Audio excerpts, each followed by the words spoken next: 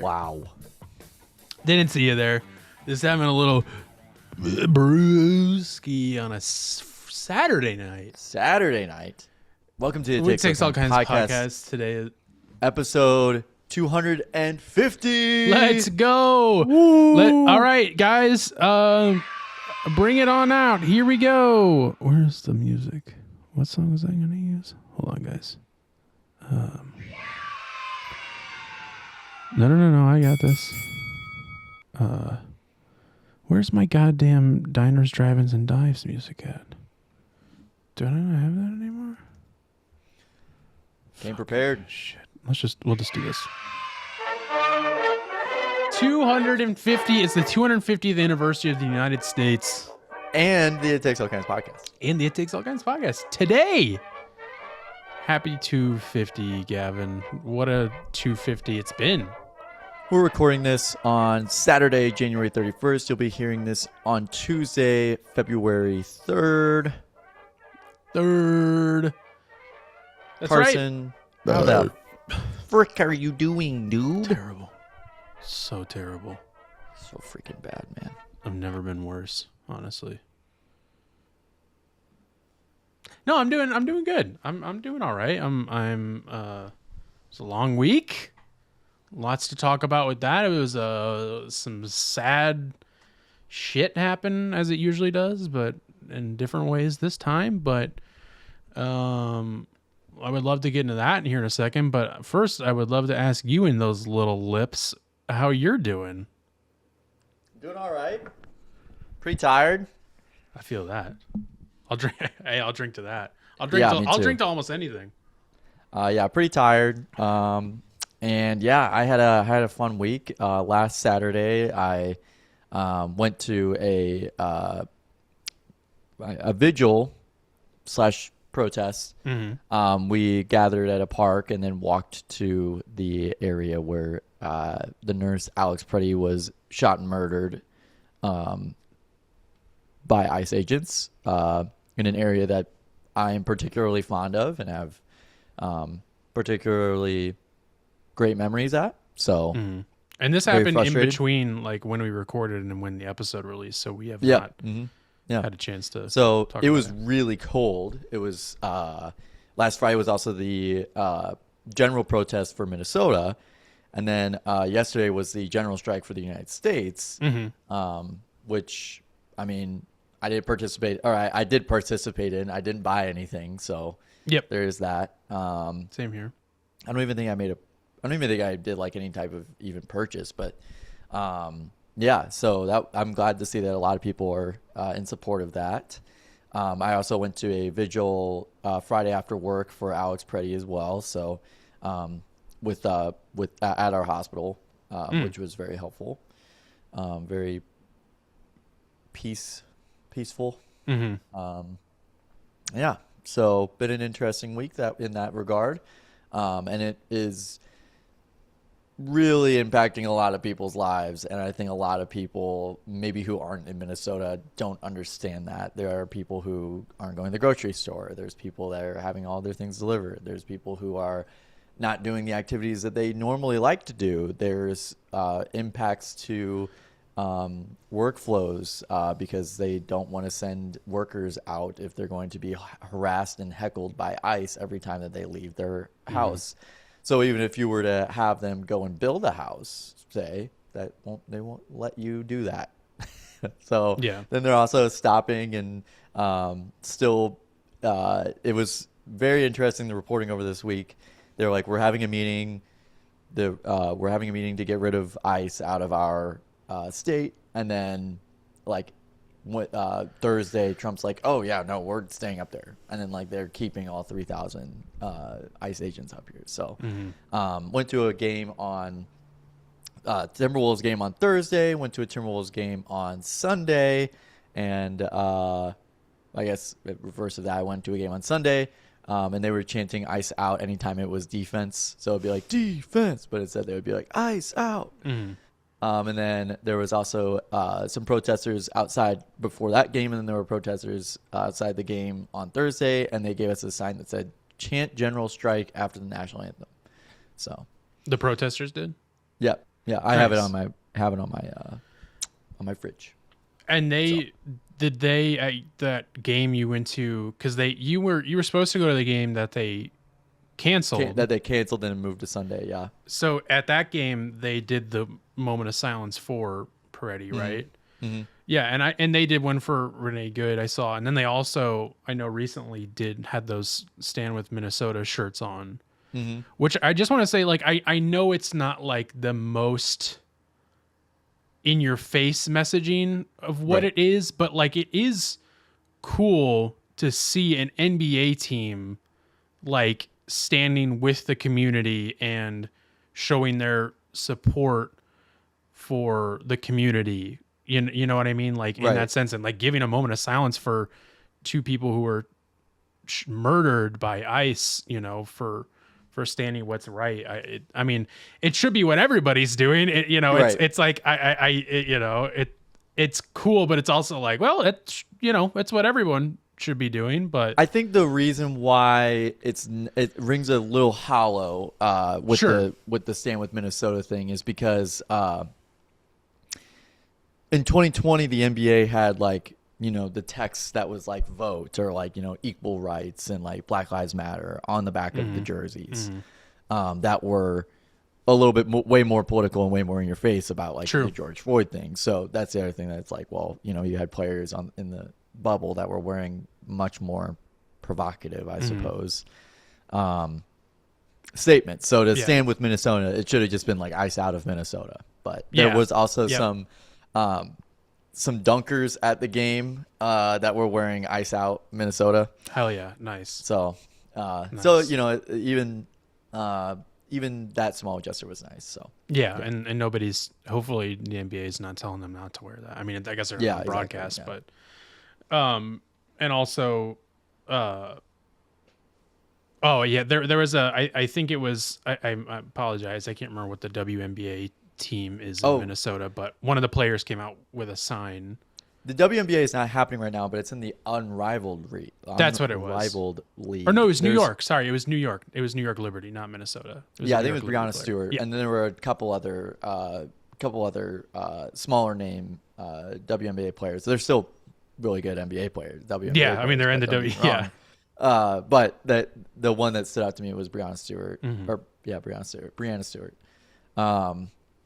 Yeah, so that's the other frustrating thing for me is that the other thing is that the frustrating thing is that they're not being very vocal about it. But I think the Hmm. other thing is that it's like, would I want them to mean it and be vocal about it, or mean it and not be vocal about it, or not be vocal about it, or be vocal about it, and then just essentially not really mean it, be hollow, essentially be a Yeah. puppet to be like, see, look, I'm keeping up appearances. I would rather them show that they're impacting the community in some sense. Hmm. And it seems like the game on Sunday that I went to, the team was playing so bad. They were Hmm. so out of it. Yeah. And so I think it was their level of play on Sunday kind of, in my opinion, did more of the talking than they did. So Have any of them spoken up about any of it, like in their private? it Has seems any like, NBA player? I have no oh idea. yeah, Okay, good. Chet Holmgren kind of did a weird thing, but Wembanyama is probably the most outspoken, Oh, and good. then Tyrese Halliburton was someone that was like he tweeted something that was like, this is not right after Alex Perry got shot and killed by ICE, and so like there are outspoken NBA players, but I think it was just kind of, we were expecting a little bit more from the Minnesota Timberwolves, but Hmm. I would rather them not talk and mean something. Yeah. So Yep. all that to say, staying with Minnesota shirts, still a pretty nice gesture, I suppose. It's something. It's not nothing. Yeah, yeah. But I do hear you. It's like, come on, let's Let's just do a let's just little put more. ice out. It's 6 letters. Yeah. Yep. I agree.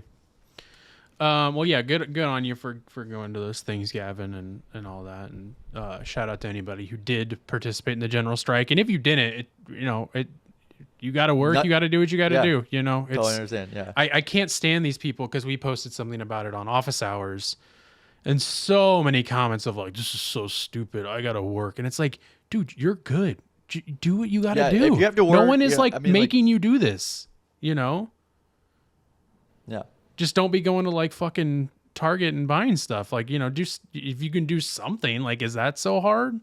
Yeah, go buy from, the corner store. Yeah. I mean, literally like a corner store, like a local corner store. That would Yep. that would do more for the community than I think you'd know.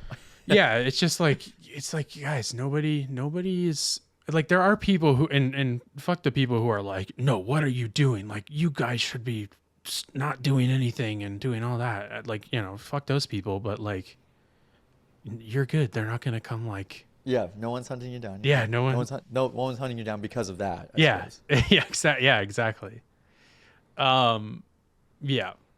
Well, I guess just to switch gears real quick, let's just get the somberness out of the way. Yeah. I want to give a big rest in peace to Catherine O'Hara. That was a sad, shocking news yesterday. I mean, 71, not young, but young to suddenly pass for sure.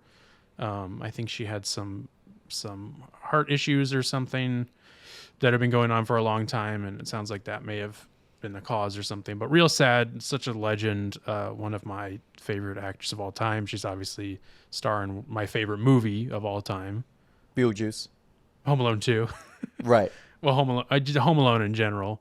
But yeah, I love Beetlejuice too, of course. I forgot she was in Curb Your Enthusiasm. I saw a Curb Your Enthusiasm clip with her today. She plays Marty Funkhauser's sister. Bam Bam. I don't know if I've seen that. Oh, maybe I have. It's a really uncomfortable scene. She does a really good job of making them really uncomfortable. I'll have to watch that. I don't know if I've seen that. There's a lot of stuff of hers that I haven't seen and I want to see. Like, I haven't seen any of the SCTV stuff. I never realized that she was in Nightmare Before Christmas. I didn't know that she played Sally. I didn't know that at all. Yeah. Yeah, her voice is great in that. Yeah.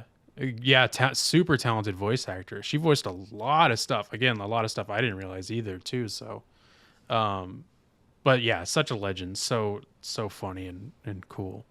And she will be missed greatly for sure. If you don't mind me, Gavin, talking about my week real quick, because I also had to go through something this week that was really bad and it affected me and me only, and I only care about myself, so yes, it's really all about me. There was also there was one thing I sent you that I wanted to address as well. Oh yeah, we can. Before I move, sure. Before I move on, so I went to the opera tonight. Went to go see the world premiere of My Name Is Florence, which I had a program somewhere. I don't know where I put it, but it's around. And it was about a black composer in the 1900s, talking about her. It was an opera. And we went really early, and usually before an opera, they give like a story or do some Q&A, and like they give, their some very, very interesting insights in my opinion. But tonight was also a parade. Like St. Paul has a tradition where it's kind of like a winter celebration. It's supposed to be like, it's celebrating winter. And tonight was the parade at the same time as the speech. Okay. And the parade ends with them like, I think it's like the Vulcans kill or like or get dethroned by someone like on like the ice. I don't know. I don't even know. There's a whole lore there that I'll probably get there eventually. But it's very interesting. So the parade ends and there's a fireworks show at the end of it. And so at the end of that, this was at the same time that this talk was happening about the show, the fireworks were going off. So I have a couple clips here of this guy talking very classically about music, talking very classically about why the decisions were made, and like it was honestly like a guy nerding out about the score in the opera. So here you go. Oh, I didn't mean that was so cinematic. Here, we'll watch this one first. Very quick. They're like 6 minutes.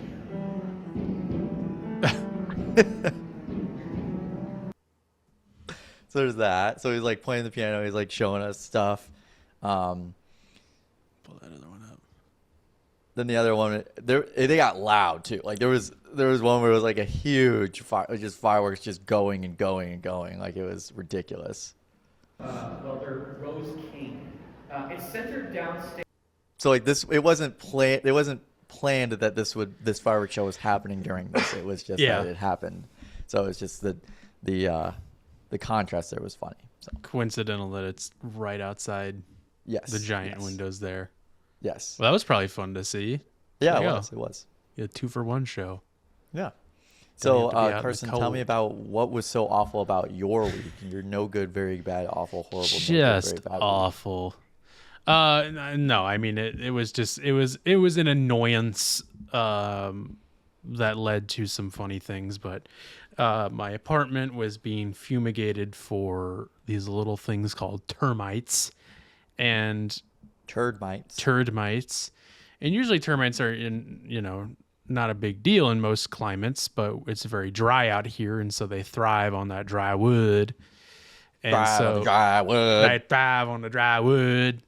And when you have a termite infestation and they don't go away, you gotta put a whole tent around the whole building like it's a fucking playhouse. It's Pee-wee's Playhouse. But not a fun one because they pump it full of deadly Vicodin gas. Do you have a picture of this? Like, I of your don't. apartment okay. I was going to drive by, but it was such a fucking nightmare. It was like nightmare. It was a horrible week for this to be happening. But I did get to see, it was funny, like a few days before they were going to do that, I was driving home from work in North Hollywood and I drove by an apartment building that was getting fumigated. So I was like, oh, that's what it's going to look like. It's going to look like that. And it's literally, and I saw the tent, or the the tent, outside when I was leaving to get out of here. And it's just like this big blue and yellow striped tent. So I could probably find a picture. Big top. Yeah. But anyways, so that was happening and I had to vacate the premises. And so I went and stayed. Oops. I just lost that picture, didn't I? Nope, we're good. I went and stayed at like an Airbnb style thing. I booked it through booking.com, which I'd never done before. Yeah. Exactly. See, you know it. So I'm assuming this place is on Airbnb. Very nice place. Honestly, they were like way undercharging for it. I'll start with this. I'm not trying to brag or anything, but very nice. They had this really omnious bathroom that I took this picture. Optometrist. Ominous. And it was red and it reminded me of The Shining. I thought that was cool. Anyways, that's all the fun stuff out of the way. While I was there, after I had checked in and been there for a couple hours, I was getting ready for bed and I flipped the covers back just as you do, not even to get into bed, but just to like check the bed. And I found this stain right on the other side of the comforter. Okay. And I was like, and this is a big stain. I know it's probably hard to see, but like the big one here is like the size of my hand and it's red. That's a red stain. So I'm immediately like, okay, who was trying to cover up a murder here? What the hell is happening? And before I noticed this, one other thing that was a bit interesting, that was kind of like, or maybe it's after this, I don't know, but around the same time, I was on their TV that they had in the living room. And I was like, oh, let me pull something up on Netflix. Like they have Netflix on here. And someone was logged in. And when I got there, I had met the husband. It was like a husband and wife, their house. And it was like an apartment that was like below their house. It was like attached to it. And he was a white man from, Europe, but a white man. And when I opened Netflix, there were 3 like names on the Netflix thing, and I won't say what they were, or I'll say what one of them was. I won't say one of them, even though it's not like a bad thing to say, but I just don't need somebody clipping me saying this. One of the account names was the name of something that slaves did. So it was like, you know, a version of that, like what their job was, if you even want to call it that. And the other one was gay, not gonna lie. And so I was like, okay, what the fuck is going on here? Because I was like, my mind was just like, this is their account. What the fuck are these like weird white people doing? I was like, am I in like a weird reverse Get Out situation? Yeah, yeah. But I'm also white, so it doesn't really matter. Right. But I was like, Jesus Christ, like what the fuck? And I was like, okay, whatever. I'm gonna make like a guest account on it because there wasn't a guest account, and I was like, that's strange. So I made the guest account and I went to go play something, and it was like, it looks like you're not in your location. Like, are you traveling? So I was like, okay. So whoever was here previously logged into their Netflix and was using it. And I was like, well, thank fucking God I opened that Netflix, because if those people who own the place, and it turns out it was the wife was mixed race.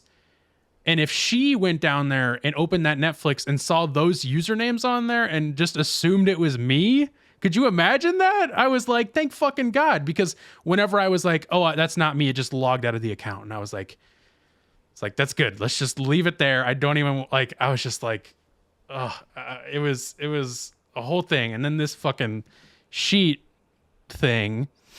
And so I messaged them and I said, hey, like, you know, no big deal. Like, I just noticed this stain. Like, it's whatever it was is dry.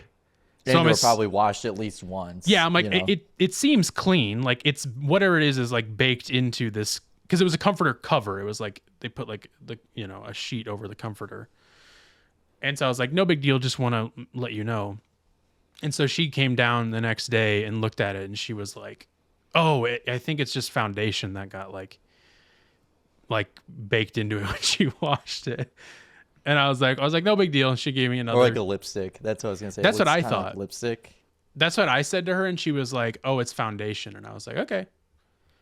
And so that whole thing happened, but it was a very nice day.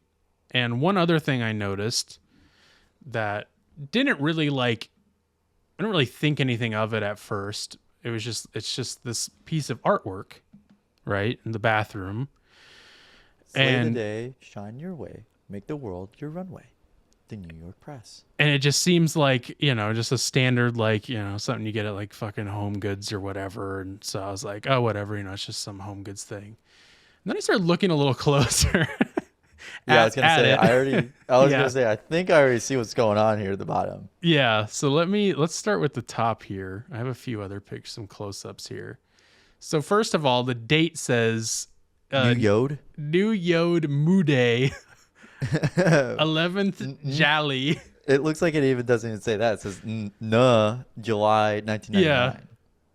So that was there, and I was like, what's going on with this?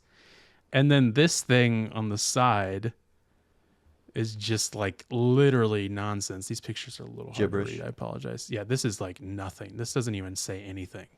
Oh, wow. Yeah, that is just not human language. Yeah. And so I was like, this artwork's funny. And then the bottom, I'll let you read this. You've got everything it takes to own the moment, and now it's your time. Walk into every room with confidence. No. Hold on. Back up. Read that one more time. Walk into every what?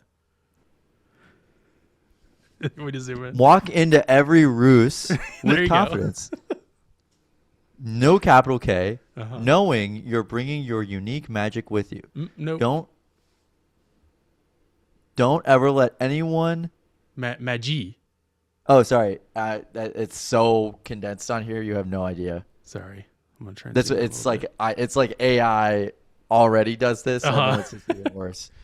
Don't ever let anyone dim your light or tell you how bright you should glow. You set the tone, the pace, and the standard for how you want to live. Whether you're in power heels or comfy flats, Remember, your greatest asset is your confidence. Let the void see what happens when a woman fully steps into her brilliance. You've earned your shine, and the world deserves to see it. So keep your head high, shoulders back, and slay every moment like the queen you are. Which is like just the most generic sounding AI sounding bullshit thing ever. Good but Lord. so many misspellings. Foily, worried. It was great. So I was like, that gave me a good laugh. I'd never seen AI art in person before. And that's the thing, is that I don't think she made that. It was probably, like you had said, from Hobby Lobby. Oh, or I think probably Temu. Or Temu, yeah. Once I thought about it more, I was like, this is totally Temu. So that happened. But now we're back here and we are ready to start this episode and get into the meat and potatoes of this. First of all, of course, Gavin, I'm sure as you know, we are actively checking in on a little something happening over with Outback Steakhouse. And you can hear that. Faster. Well, first of all, I want to call attention to something that happened this past week with the actual Doomsday clock, the real one, the real world Doomsday clock. That's like, there's so many seconds to midnight. It's 85 seconds to midnight. This is the closest it's ever been before. It's never been this close. So I was like, okay, well, that's interesting. Like, I wonder how that's going to affect the Outback Steakhouse Doomsday clock. And it turns out, Gavin, that apparently... Wow, it's going quick. Our Doomsday clock is moving quicker than ever before. We're skipping seconds. So somehow, I don't know what's going on. I got to talk to my Al Roker, my statistician, about this, but somehow the world Doomsday clock can affect the Outback Steakhouse Doomsday clock. So that sucks. I'm sorry, Outback. I know. It's Outback. It doesn't have to be like this, okay? You don't have to sell anything to private equity, okay? You don't. I mean, look at what's happening. Your time's fucking doubled. Flying by. Just Gone. flying by. Oh, man, it's just scary. It's just scary. It's scary what can happen in this world. This world. This world. But anyways, we'll keep an eye on that. We'll see, hopefully the actual Doomsday clock doesn't move any closer and affect the Outback Steakhouse one. I mean, we have no say in what happens with this clock. It's just what happens, Yep. So we'll keep checking in on that. But let's jump into this because we got a lot to talk about. We have some Allen Iverson news, some AI news. Yes, we do have AI news. And we have we're going to talk about the Melania doc. We're going to watch the trailer for the first time for a movie that's just came out. And then we got some other stuff, some fun clips. It's gonna be a fun sode, guys. And Gavin, I want to kick it over to you with the big AI news. Yes, this is huge news. Allen Iverson was kind of a piece of shit. What? Was kind of a piece of shit to some cancer patients in Australia. Which that sentence right there alone is like, what's happening? So I'm gonna skip like the prelude that I actually read to you, Carson, just because like there's not really anything there. It's just kind of a whole bunch of. It's literally a nothing burger. So let's see. One big Australia episode, by the way. There's gonna be this is a down under episode. Yeah, cunt. AI ditched a meet and greet with young cancer patients. Stories about Iverson's overbearing behavior have since been corroborated by other people, including two-time NBL MVP Chris Anstey. Moreover, an Aussie fan took to Reddit to express his disappointment with Iverson ditching a meeting with 12 kids who were battling cancer. According to the author, whose 12-year-old brother had ALCL lymphoma, It was supposed to be a legitimate event by Challenge supporting kids with cancer and the Answers management team. They were told they could have memorabilia signed along with photos taken with the NBA icon, but none of that happened. The incident drew ire from fans online, including former NBA player Andrew Bogut, who called Allen Iverson an absolute shit human for allegedly ignoring the cancer-stricken kids. Well, I thought that there was going to be more to that whenever I skipped over stuff, but this is like this was from basketballnetwork.net, okay? Which we love, by the way. They're a sponsor of the show, so let's watch it.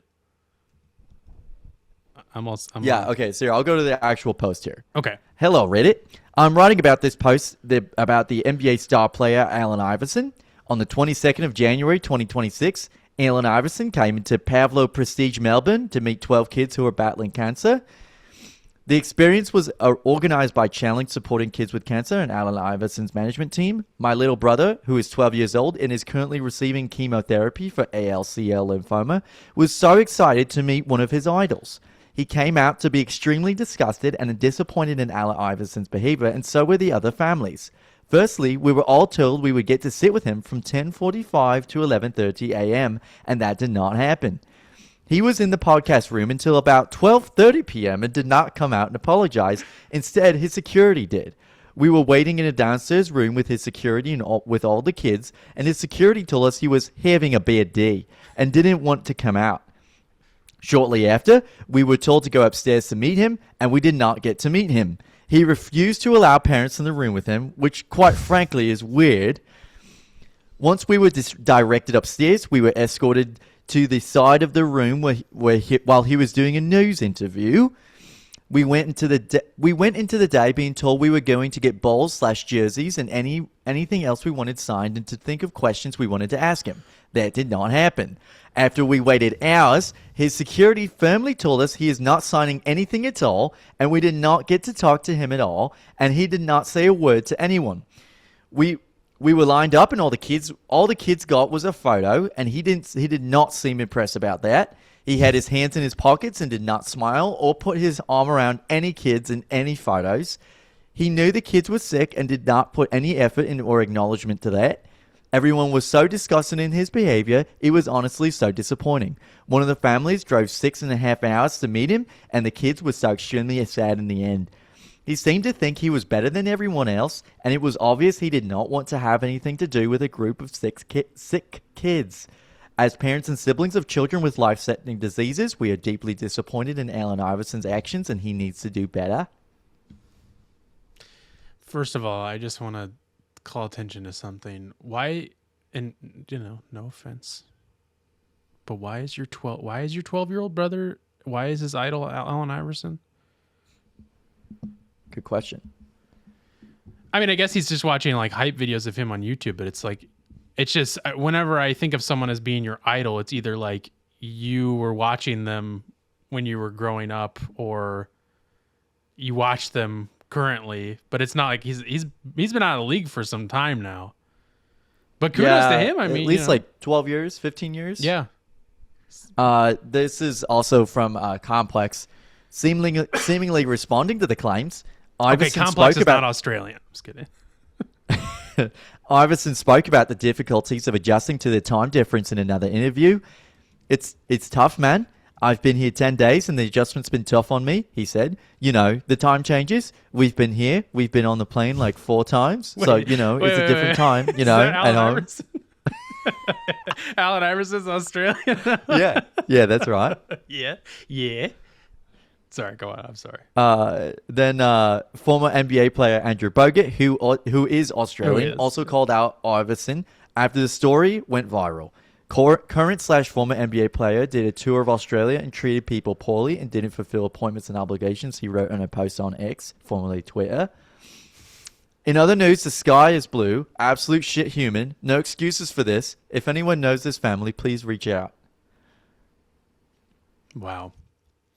I wanted to see if I could find one of these interviews he did while he was there.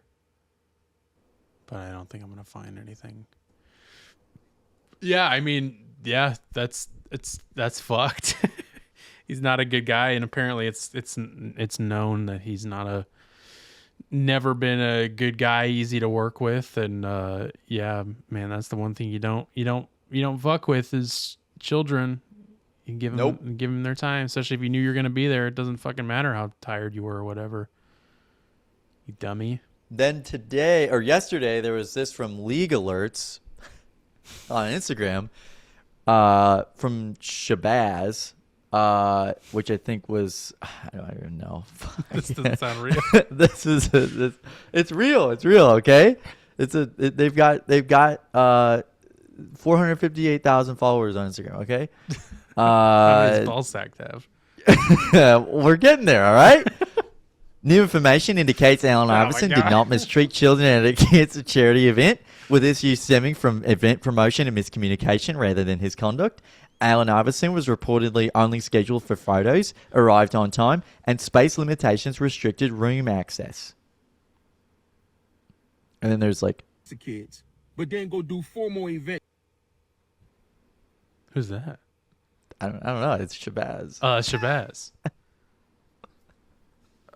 Okay. Yeah. Okay. Yeah, I don't know. I don't think Allen Iverson should be like anybody's role model, but Yeah, exactly. like I mean, I think he's a good basketball player, but Was. I don't think he was a good basketball player. I guess, if you're an Aussie fan and you love Allen Iverson, you love AI. Maybe they thought they were going to an AI event. I don't know. Oh shit, that's true. His 12-year-old brother's idol is AI. Mm-hmm. That could be. ChatGPT. That makes sense. I mean, I get it. I'm Stuff. a big AI guy. I use it it's all everywhere in my home now. Yeah, all over the walls. Covering the walls in AI. Yeah. Every night. Well, yeah, very interesting. We'll see if any more comes out of that. We'll keep checking in with Shabazz and see if he's got any more info on it. He seems like a trustful source. Yeah. We'll go to Shabazz every time we need. Let's go see what he's talking about. Anytime we have AI news, we'll talk to Shabazz. Yeah. Well, speaking of Australians, Melania, the Melania documentary is out now in theaters. And I can't wait to go see it, Gavin. I don't know I'm sure you bought your tickets. Well, it's hard to get tickets. According to Nick Adams, it's like selling out. Yeah, I saw that tweet. He's Australian too. He is Australian. Yay! Just like Melania. So I have not seen the trailer, and we're joking. Don't go fucking see this movie. By the way, don't go see this movie as a joke. Like, do not go see this movie. But if you go see it, it's okay. Like, I'm not going to ridicule you. Just don't. Like, don't spend your money on this. The director of the movie was photographed with Jeffrey Epstein, which just came out today. We'll get there. Yeah, we'll if there's some time at the end, we'll talk about some big bombshell Jeff news today and yesterday. Like huge. But yes, Brett Ratner, who is already like known as like a fucking sex offender. Maybe that's not the word I'm looking for. Sex pest. He sexually assaulted and I think maybe R-worded some people, like real like nasty guy. And then of course we knew the Jeffrey Epstein connection, and now we have a photo of him posing with some women with his good buddy Jeff. But yeah, he's been like ostracized out of the industry since 2014 when he directed a movie with The Rock, the Hercules movie with The Rock. Has not made a movie since then. So this is his fucking comeback right here, baby. Brett Ratner is back. By the way, the tagline for this Melania film is a new film. What? Hold on. Yeah, it says Melania, a new film. Look at the poster. Hold on. 1 second.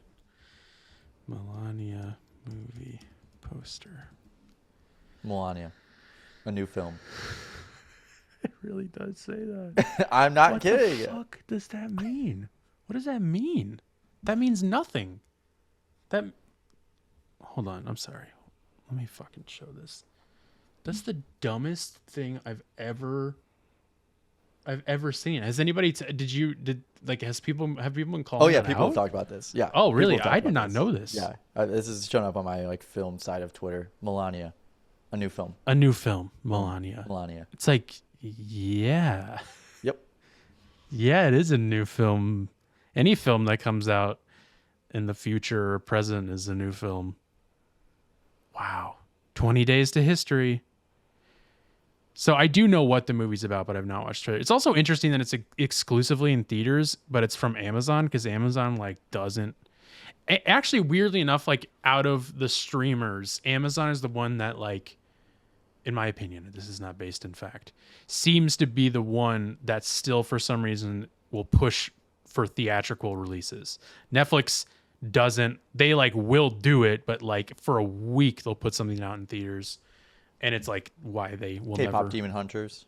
Yeah, like K-pop Demon Hunters. Now I think that was like a pretty limited theatrical release, but they never do. But for some reason, Amazon, I think it's because they're connected with MGM, still does theatrical releases. But this seems like something that like didn't need to be out in theaters. But you know, Let's see the freaking. Let's watch see this it. trailer, dude. I'm really excited about this.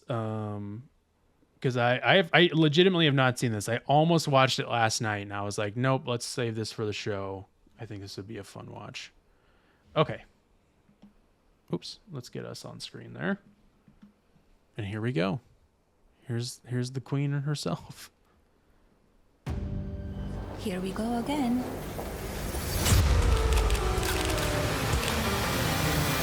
First of all, it feels like a horror movie already. Yeah, I was gonna say. Here we go again.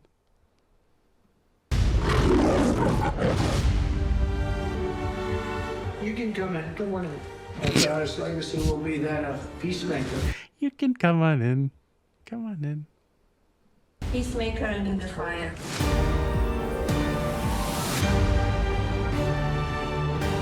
Protection program. Yeah. Oh, 007. Oh, someone please recut this as a fucking James Bond movie. Like-minded leaders, we have a voice.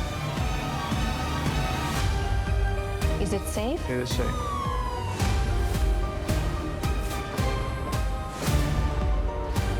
Everyone wants to know. So here it is.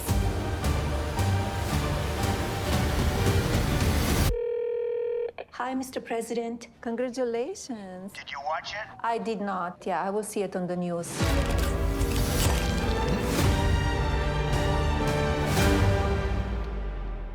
She's gonna see it on the news. See what? That is like a really. What the fuck is that cut? Like, what is that? Why is that supposed to be enticing to the audience at all? Genuinely. None of Genuinely? this is.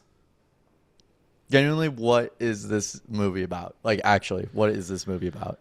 So the movie is about, so whenever they agree, so here's the deal. Here's the skinny, Gavin. And we'll probably, I apologize. I'll probably be repeating myself because there's a great Rolling Stone write up about it. But when Melania and her production company, whatever that means, were like, we want to make a documentary. We want to make a documentary about Melania.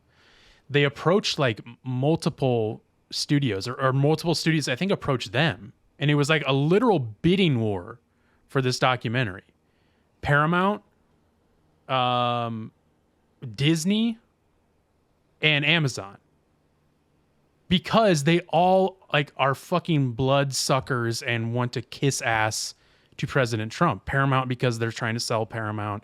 Disney because, well, I don't even remember why. I think it'll explain in the Rolling Stones article. But so I believe they bought it for like $40 million or something, some like outrageous number because Amazon wants to kiss ass to the president.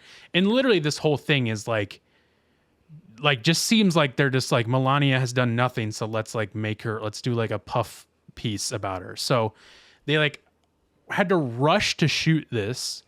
So they literally shot it in the 20 days leading up to the inauguration, I believe, or to the election. I can't remember. It's one of those. So that's what the movie is about. And it has to do with like what goes on behind the scenes with Melania, apparently. So, which I don't even, the stress of it. And that trailer felt so much like a mob like movie.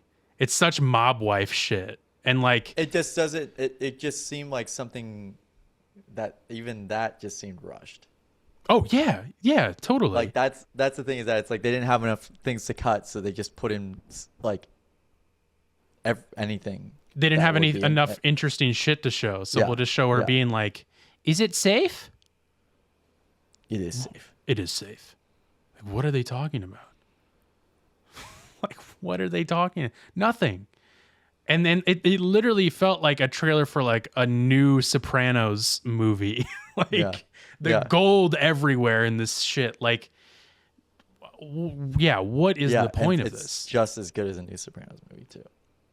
Probably is. No, I liked it. I liked the new Sopranos movie, which you went and saw, which is fun. Oh, I did see that. So I just want to show this great clip. So this is from the premiere a few days ago of the Melania doc, and then we'll talk a little bit more about it, but this is a good clip. And just once we're here, Mr. President, thank you, sir. And me in a standing normal competition. Yeah. Don't go too far. We need that too short. Just watch this. Melania, right here. This way. With his weird hand. May we bring these two together again? His decaying hand. This is the weird part. And together. Ugh. Right here, please. Mr. President, Madam First Lady, both of you right here, please. And just once more, and right here One for more her. up top. Thank you guys so much. And then we do a solo, please. To your left. Mrs. Trump, Here we solo. go again. Thank you, ma'am. Oh, there he goes. It's just- He doesn't know where he's going, but Yeah. he's going somewhere. I do love this shot. Dude, fuck off. Genuinely, like, can you just stand normal? Oh my god. Like, just put your hands in your pockets. Just stand Yeah. like maybe like a hip out. Just. But he doesn't know where he's lost. He's lost in his own fucking decaying mind. And his hands are falling apart. Me at the function, trying not to scare the host. Me when I'm stoned as fuck trying to act normal. Do they think I'm high? Do they? Yeah. They do all they think know I'm high? high. They all know I'm high. That might be a good meme we can put out. So that was great. So that was the premiere. Yeah, obviously you could hear it. It was hopping there. It was nuts. I mean, Yeah, you it could sounded like even there was a lot of people. you couldn't even You hear. couldn't make out a single voice. No, they were going nuts. People there was fighting for those photographs. I mean, Jesus. So let's talk about this Rolling Stone article, which you guys should go read. I don't know if I'll read the whole thing. It's pretty long, but so this is chaos behind the scenes of Amazon's Melania Trump doc.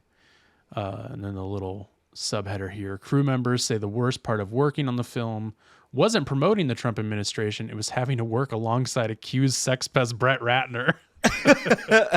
Which is like, dude. Jesus. And there's a clip. I thought about showing it, but like it doesn't really make sense. But like it's at the premiere and like someone is like trying to talk to Brett Ratner while he's getting interviewed. And he's like, can you just give me a second? It's like, Oh, God. I was like, oh God, buddy, you are the worst. And here's the bet. This is like the cherry on top in like a morbid way. So the article starts with, on Saturday, the same day that ICE agent shot and killed ICU nurse Alex Preddy, as he was restrained face first on the ground in Minneapolis, a few dozen VIPs, including Apple CEO Tim Cook, Queen Rania of Jordan, and former heavyweight champion Mike Tyson, gathered at the White House for a lavish party complete with custom-made popcorn buckets and gift boxes emblazoned with First Lady Melania Trump's portrait to celebrate the forthcoming documentary Melania: 20 Days to History. Ain't that just the most perfect run-on sentence ever? Like, Yeah. Beautiful writing by Tessa Stewart. Like, genuinely, I'm not trying to be sarcastic, but like great writing there. The private sneak peek screening was held ahead of the Brett Ratner directed film's world premiere, slated to take place at the Kennedy Center, the Trump Kennedy Center, guys. Come on. All right, Tessa, you All gotta. right, now we're making a Okay, statement. now this is a problem to me. In Washington, D.C. on Thursday, the fine print along the bottom of an invitation to the mirror reads, "If you are a government employee or a government official, by accepting this invitation, you are confirming that you have received approval from your ethics officer or legal department to attend this event and accept any provided items." Because as a government official, you can't accept gifts from other government officials. It seems like a bribe. So they had to like get clearance of that. Okay. The irony is thick. A little over a year ago, Melania sparked a bidding war among Hollywood studios eager to curry favor with the incoming Trump administration. Amazon MGM ended up beating out both Disney, which had just donated $15 million to Trump's future presidential library to settle a dubious defamation claim the soon-to-be president had levied against its subsidiary ABC, and Paramount, which was seeking good relations with the White House ahead of a blockbuster merger that would be subject to FCC approval. A few weeks before Amazon, MGM Studios offered an eye-watering $40 million for the film rights, the most the streamer had ever paid for a piece of content, by the way. Did not know that. Amazon founder Jeff Bezos dined with President Donald Trump and his wife at Mar-a-Lago. Of course, where else? According to the Wall Street Journal, the First Lady kept roughly 70% of the licensing fee, $28 million, herself. And technically, there's nothing illegal about that. The First Lady, for ethical purposes, considered to be a private citizen. I also did not know that. And so the conflicts of interest statutes, the regulations for other executive branch employees simply does not apply, says Don Fox, the former acting director of the U.S. Office of Government Ethics. So I didn't know that. I didn't know that the First Lady is considered a private citizen. I mean, I guess it makes sense. I just didn't know that. Moving on a little bit here.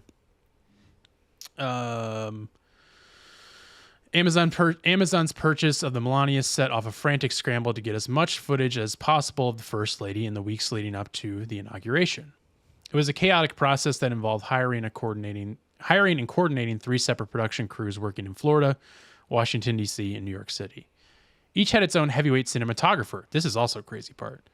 Jeff Cronenworth, best known for his collaborations with David Fincher, Michael Mann's go-to cameraman Dante Spinati, and Barry Peterson, cinematographer most recently of the infamous Colleen Hoover adaptation It Ends With Us. That's the one that has all the drama with Justin Baldoni and shit. Are you aware of that? Justin Baldoni and Taylor's? That, Yeah. Which is just crazy. I mean, like, it's a hard time to get work, so I guess you'll take what you can get. I understand. Quote, people were worked really hard, really long hours, highly disorganized, very chaotic, one person who worked on the set said. It wasn't easy money, another added. It was very difficult because of the chaos that was around everything. Usually for a documentary, it's like, oh, follow the subject. Well, it's Melania Trump with the First Lady and Secret Service. You can't just do things you usually do. A full-time travel coordinator was brought on, yada, yada. One person familiar with the production estimated that some 2/3 of the crew members who worked on the film in New York had requested not to have their names formally credited on the documentary.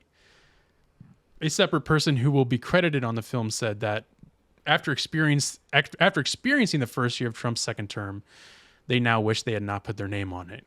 Quote, I'm much more alarmed now than I was a year ago, that person said. A lot of people are. People who worked on the film said they had fewer problems working with Melania herself, who was described as friendly and very engaged in the process, and than they did with director Brett Ratner.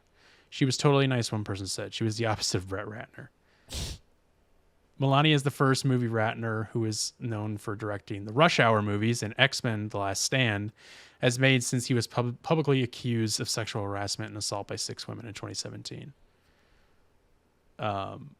So yeah, it just kind of goes on about like talking about Brett Ratner. Here's this. I feel a little bit uncomfortable with the propaganda element of this. One member of the production team said, "Yeah, but Brett Ratner was the worst part of working on this project. That person said they weren't aware of Ratner's involvement until just days before filming began, and they would not have accepted the job if they had known." Another confirmed there was more talk about Brett being slimy than there was about Melania. Read this next one, yeah. Ratner left a trail of detritus, discarded orange peels, gum wrappers, wherever he went on set. Quote, he did actually chew a piece of gum and throw it in a coffee cup on my cart, one person said, but, quote, didn't acknowledge my existence for even 1 nanosecond. Another recalled a long day during which the crew wasn't allowed to break for meals and no outside food was allowed to be brought into the space where filming was taking place. Brett unknowingly or maliciously got his own food, went up there, was just eating it and just licking his fingers in the grubbiest way possible, either being a dick or having no awareness whatsoever to the fact that everybody else is working and no one's eating, one person recalled. A third person involved in the production defended Ratner and praised his contributions. He's an intuitive, incredible, emotional, intelligent director, and you will see that on the screen, that person said.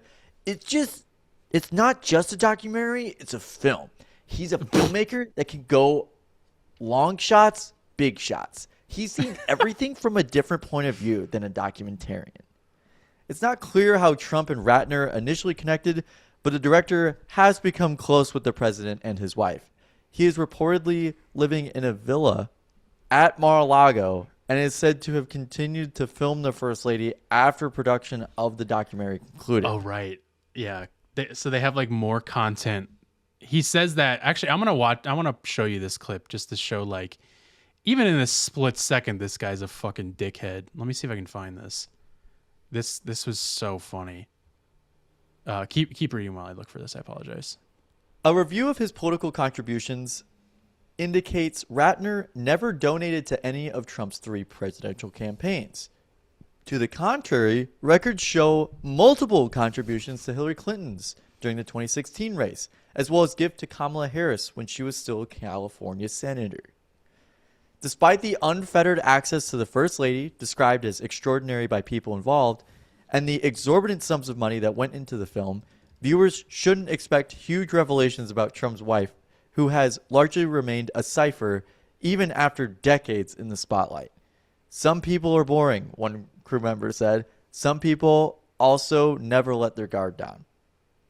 Amazon has declined to share the film with press ahead of its release on Friday. Whoa. But having spent $40 million to acquire the rights to the movie, the streamer is reportedly now spending an additional $35 million to promote it, according to Puck News, with a campaign that includes TV spots airing during NFL broadcasts and a takeover of the Las Vegas Sphere.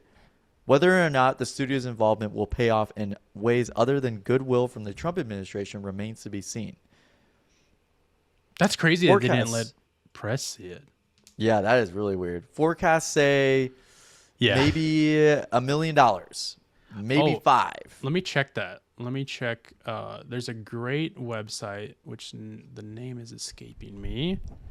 Let me see. Movie. Is it Watch Mojo? Is that who does it? Or is it Watch? No, that's not Watch Mojo. Let me just look up Box Office. Box Office Mojo. That's what it is. I wonder if it's even... Oh, yeah, here we go. Melania. Will it tell me? Oh, okay. It says it's over like 2.9 mil, maybe. Yep.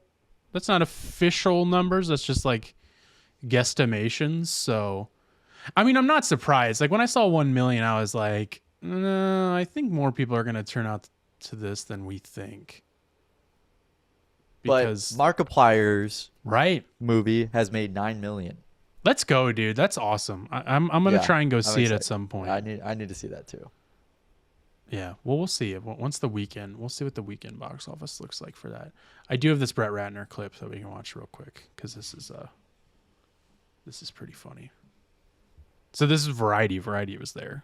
There were a few people that asked to not be credited on the movie. Were you aware of any of those conversations? That. You know, the truth is, all my crew, the key crew, the main crew, we picked up a lot of crew people because we shot in Washington, D.C. We shot in, hold on, let me answer. Yeah. We shot in Washington, D.C.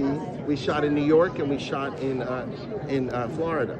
So we pick up day players. So He's just explaining what we already read, but I just love that. Like, can you just give me a second?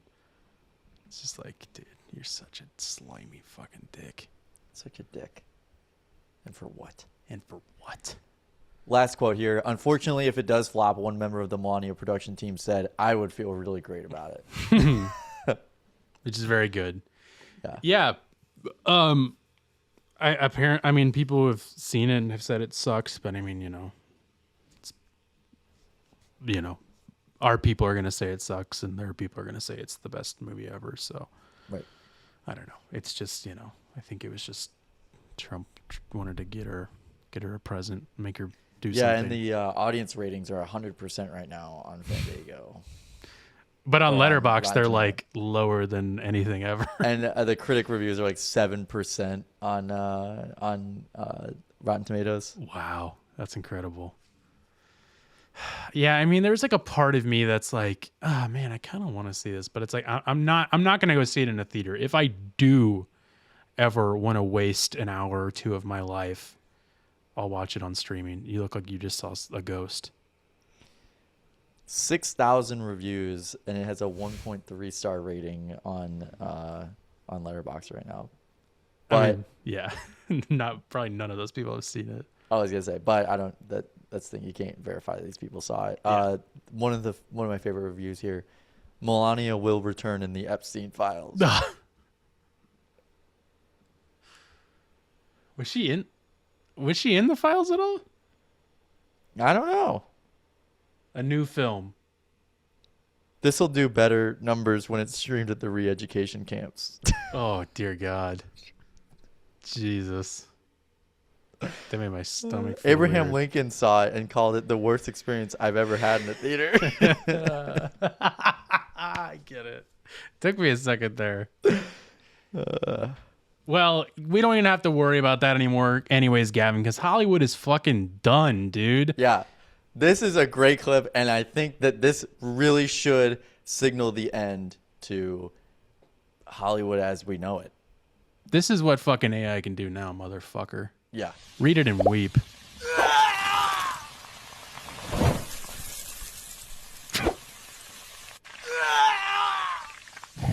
I want to host a private screening of the Melania doc, and then I just play this for 2 hours. Oh, it got stuck up there. It's like when you get a dingleberry. Yeah. Oh, wow. There's music on this one.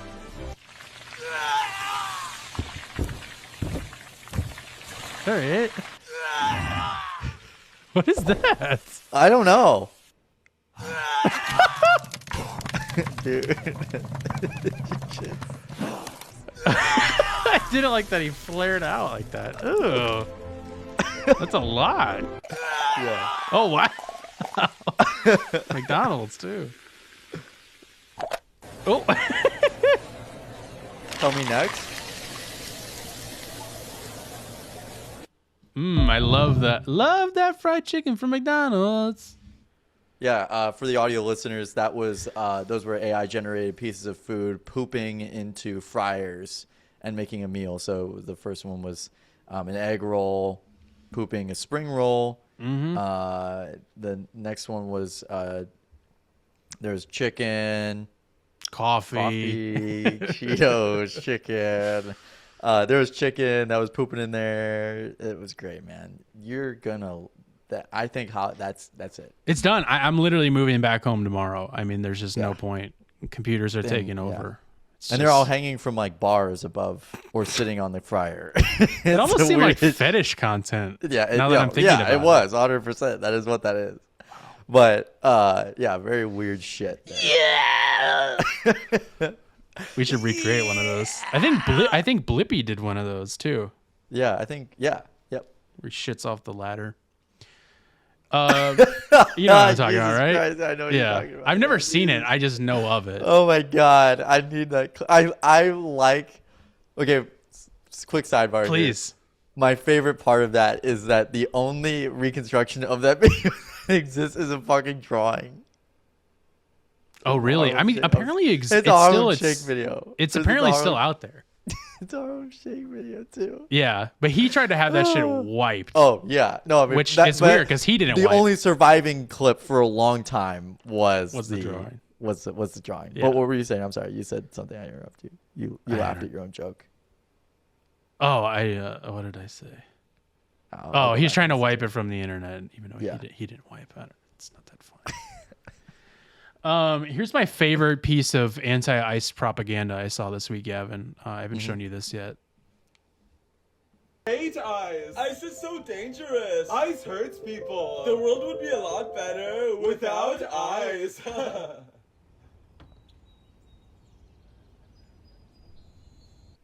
So that's, of course, the Voros twins, or as I know them as the Da Vinci twins. Yeah. That's what they used to go by on Vine. Oh, I can't open it up, but like this person said, extremely common Voros twins W, Yeah. Shout out to those toothbrushes, paintbrushes. Good for them, man. Good for them. I like it. It's my, hey man, whatever will get the word out. So this we got more Aussie news. Yeah, this next clip is one of my favorite things I think I've ever seen in a long time. To give you a background, please. I've never seen this. This is outside of a strip club, I guess last night in Melbourne. It could have been 2 days ago at this point. I don't know. But it aired on the news today, I believe, because everybody was talking about it.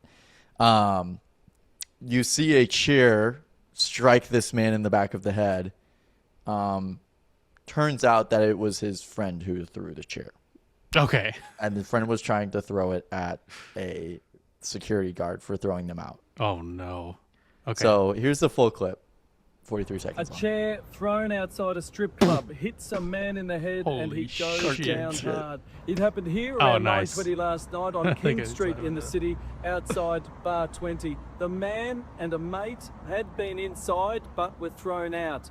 One of them grabbed a chair from a restaurant next door, despite staff and customers there trying to stop him, and it's suspected he was trying to throw it at security at the front door, but instead it hit his mate in the head. Oh, no. He recovered reasonably quickly, got up and walked away. It's understood no one rang police or an ambulance. We'll have full details. 7 News tonight at 6. Well, I have full details. 7 News.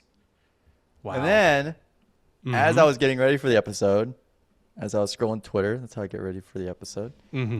This second angle appeared on the timeline. The second shooter. Yeah. I began to pass out. Oh, that's loud. Then my head hit the wall. Boom. Oh, But I had a praying grandmother. I began to pass out. One more time. Yeah, one more time. Then my head hit the wall. It's strange because it from the other angle, it looks like he's chucking it from way far away, like really hard. But then when you watch that, it's like he barely just like limps it over. He barely gets the chair like above anything. So that's incredible, Gavin. Yeah. Thank you for sharing that. You're welcome. What a clip. And I think that does it, right? We don't have any more clips. Yes, that's it. Yeah, that's all the clips I've got. We got lots of more stuff that we'll save for next time. Let's end the episode as we always do with something called Whatcha Listening To, where Gavin and I recommend a song, album, or artist to each other, to you, the audience, of what we've been listening to in the past week. Gavin, what have you been listening to? If you're ready, if not, I can go. That's tough, man. It's been so cold in my car, I don't want to pull off my gloves. It was literally like 2 degrees like every day this week, so I was like, I'm not pulling off my fucking gloves to turn on music. I'll just drive in silence. I'm okay. I get that. Because I also have to be up earlier than what my usual is. So and it's cold early. Would you? I'm listening. I'll just say I'm listening to "The Blonde" by TV Girl. Nice. Very cool.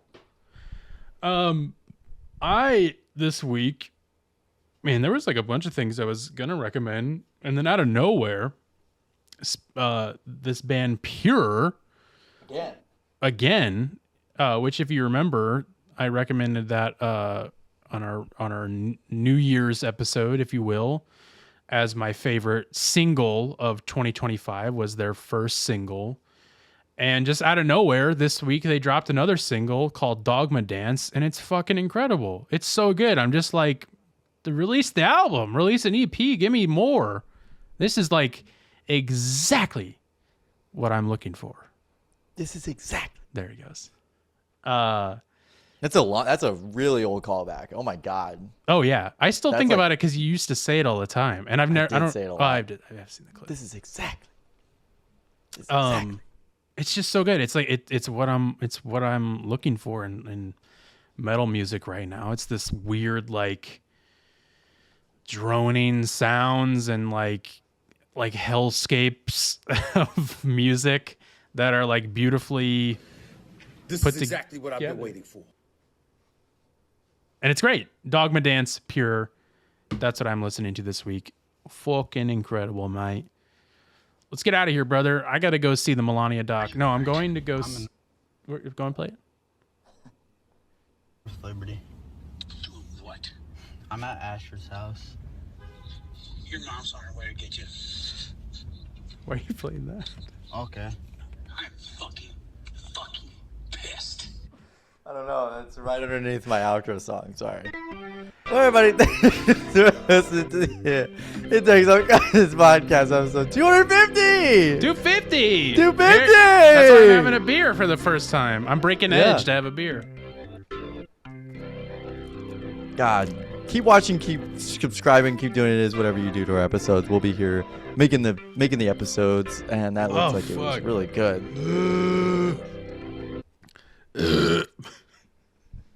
That's it. That's the end.